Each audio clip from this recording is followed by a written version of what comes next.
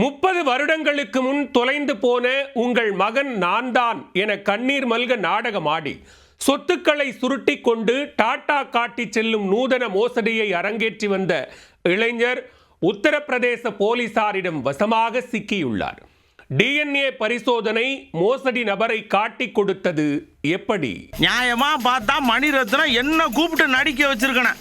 ஆனா யாரையா கூப்பிட்டு நடிக்க வச்சுக்கிட்டு இருக்காரு என்கின்ற இந்த வசனம் யாருக்கு பொருந்துகிறதோ இல்லையோ, இந்த ராஜஸ்தான் இளைஞருக்கு 10 பொருத்தமும் பக்காவாக பொருந்தும்.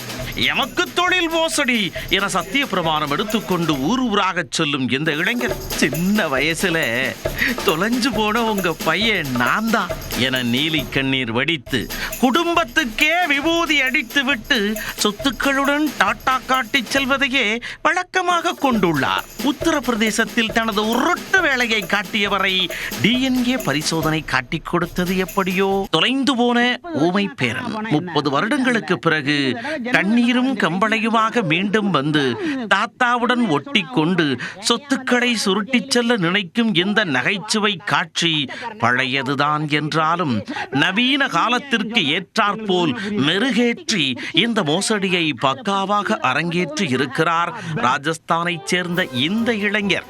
இந்திரராஜ் என்கின்ற அந்த இளைஞர் உத்தரப்பிரதேசத்தில் தனது மோசடி வேலைக்கு ஒரு குடும்பத்தை தேடிக் கொண்டிருந்தார். விசாரித்து பார்த்ததில் எந்த குடும்பமும் சிக்காததால் தில்லாக போலீஸ் ஸ்டேஷனுக்கு நடையை கட்டிய இளைஞர் தனது குடும்பம் இதே ஊரில் இருப்பதாகவும், தனக்கு 7 வயது இருந்தபோது மர்ம நபர்கள் தன்னை கடத்தி சென்று விட்டதாக போலீசாரிடமே புருடா விட்டுள்ளார். உடனே அந்த நபரை தங்களது பாதுகாப்பில் 1 வாரம் தங்க வைத்து அவருக்கு சாப்பாடு வசதி செய்து கொடுத்த போலீசார் அவரை பற்றிய விவரங்களை சமூக வலைத்தளங்களில் பகிர்ந்துள்ளனர். ஒரு நாள் அவர் தங்களது மகன்தான் என கூறிக்கொண்டு ஒரு குடும்பம் கதறிக்கொண்டு காவல் நிலையத்திற்கு ஓடி வந்தது. அவரை குடும்பத்தோடு சேர்த்து வைத்த போலீசார் கண்ணீருடன் புகைப்படம் எடுத்துக்கொண்டனர்.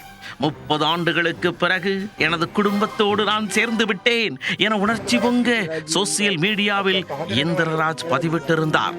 ஆனால் அந்த நபரை வீட்டிற்கு அழைத்து சென்ற குடும்பம் அவரது நடவடிக்கையில் சந்தேகமடைந்தது. அவர்கள் தங்களது சந்தேகத்தை போலீசாரிடம் தெரிவிக்க உஷாரான போலீசார் எதுவும் கூறாமல் மருத்துவமனைக்கு அழைத்துச் சென்று DNA பரிசோதனை நடத்தியுள்ளனர். இச்சோதனையில் இந்திரராஜ் அக்குடும்பத்தைச் சேர்ந்தவர் கிடையாது என்று தெரிய வந்தது. போலீசார் ஆத்திரமடைந்தனர்.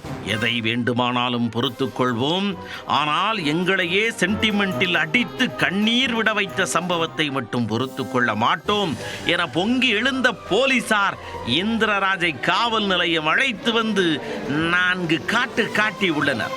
இதில் அவர் ராஜஸ்தானை சேர்ந்தவர் என்றும் அடிக்கடி திருட்டு வேலைகளில் ஈடுபட்டு வந்ததால் அவரது குடும்பத்தினர் வீட்டை விட்டு விரட்டி விட்டதும் தெரிய வந்தது. 2005ஆம் ஆண்டு வீட்டை விட்டு வெளியேறிய அவர் அதன் பின் அடையாளத்தை மாற்றிக்கொண்டு பல குடும்பத்தினரிடம் உங்கள் காணாமல் போன மகன் அல்லது சகோதரர் நான் தான் என சொல்லி வாழ்ந்து வந்துள்ளார். அப்படி வாழும் வீட்டில் இருக்கும் பொருட்களை திருடிக்கொண்டு தலைமறைவாகி விடுவதை வழக்கமாக கொண்டிருந்தார். மொத்தம் 9 வீடுகளில் இது போன்று தனது அடையாளத்தை மறைத்து வாழ்ந்து திருடிச் சென்றது தெரிய வந்துள்ளது. 2021ஆம் ஆண்டு இது போன்ற திருட்டில் ஈடுபட்டதற்காக கைது செய்யப்பட்டு சிறையில் அடைக்கப்பட்டார். பஞ்சாப், ராஜஸ்தான், ஹரியானா போன்ற பல மாநிலங்களில் தனது கைவரிசையை காட்டியுள்ள இந்திரராஜின் நூதன மோசடியை கேட்டு போலீசாரே சற்று ஆச்சரியத்தோடு ஆத்திரமும் அடைந்தனர்.